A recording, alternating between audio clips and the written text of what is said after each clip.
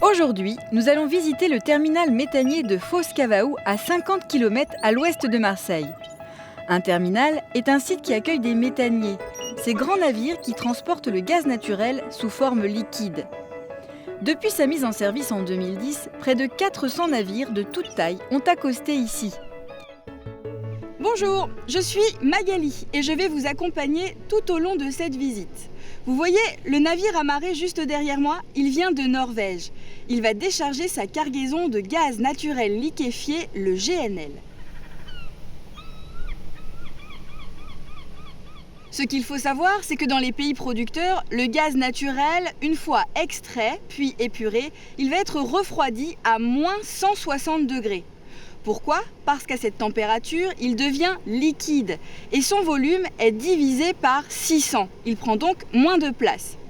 Imaginez, si on le transportait à l'état gazeux, il faudrait 600 bateaux. Alors qu'à l'état liquide, un seul bateau suffit pour la même quantité de gaz. C'est donc beaucoup plus économique de le transporter à l'état liquide. Mais avant de se rapprocher du quai de déchargement, avez-vous remarqué ma tenue ? Il s'agit de l'équipement de protection individuelle obligatoire. Et oui, la sécurité sur un terminal méthanier, c'est la priorité numéro 1.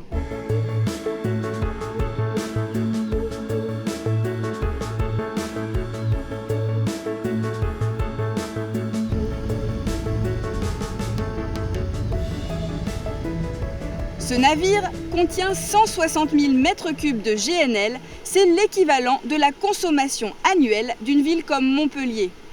Regardez par ici, il y a des bras articulés qui viennent se brancher sur les cuves du méthanier pour décharger sa cargaison. À cette étape, le gaz est toujours liquide. À l'intérieur des cuves du méthanier, qui se trouvent juste ici, derrière ce panneau beige, des pompes poussent le GNL dans ces gros tuyaux noirs pour l'acheminer vers ces bras articulés. Le GNL va ensuite passer en dessous de moi pour arriver dans ces réservoirs, juste derrière moi.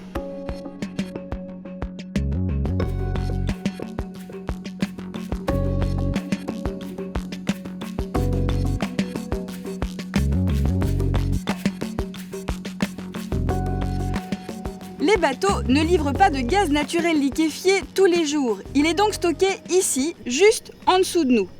Ils fonctionnent comme des bouteilles thermos et maintiennent le gaz naturel à l'état liquide à moins 160 degrés. Ici à Fos-Cavaou, pour un maximum de sécurité, l'enveloppe extérieure de ces réservoirs est faite de béton ultra résistant. Ensuite, le gaz naturel liquéfié est prélevé de ces réservoirs, puis comprimé par des pompes pour atteindre la pression du gazoduc. Il retrouvera son état gazeux grâce à un procédé appelé la regazéification.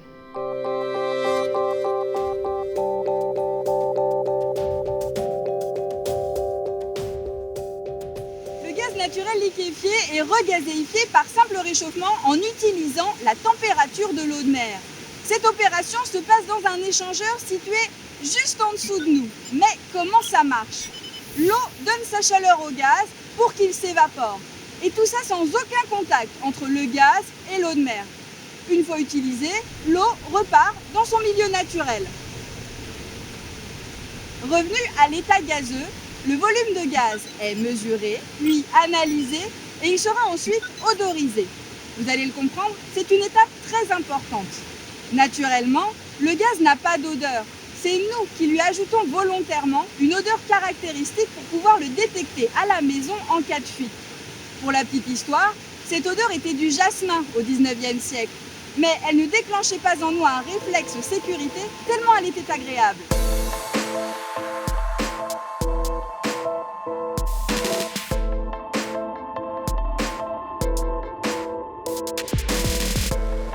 Voici le bâtiment sécurité. Sachez que tous les employés sont formés pour réagir à tout moment en cas d'incident. L'ensemble du terminal est également équipé de capteurs qui détectent des dysfonctionnements. Ils déclenchent automatiquement des actions de sécurité comme l'arrêt des pompes, la fermeture de vannes ou l'arrosage.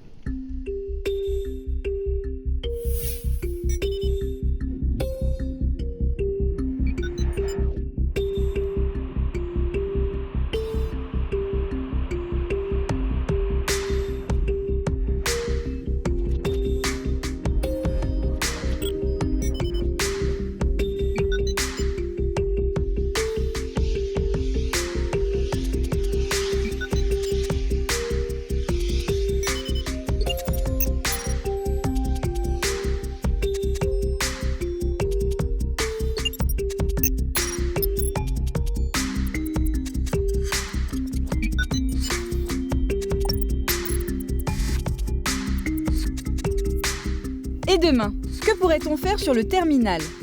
À quelques kilomètres d'ici se trouve le terminal de Fos-Tonquin, où le GNL peut être distribué différemment. On peut aussi installer des stations de chargement pour les camions qui acheminent en petite quantité du GNL vers des sites industriels non raccordés au réseau de gaz naturel. Ces camions peuvent aussi alimenter des stations-service dédiées aux véhicules ou aux navires utilisant du gaz naturel comme carburant. Vous voyez, tout se passe derrière moi dans ces flexibles où le GNL va circuler des réservoirs jusqu'au cuve du camion. On appelle ça du GNL porté ou au détail.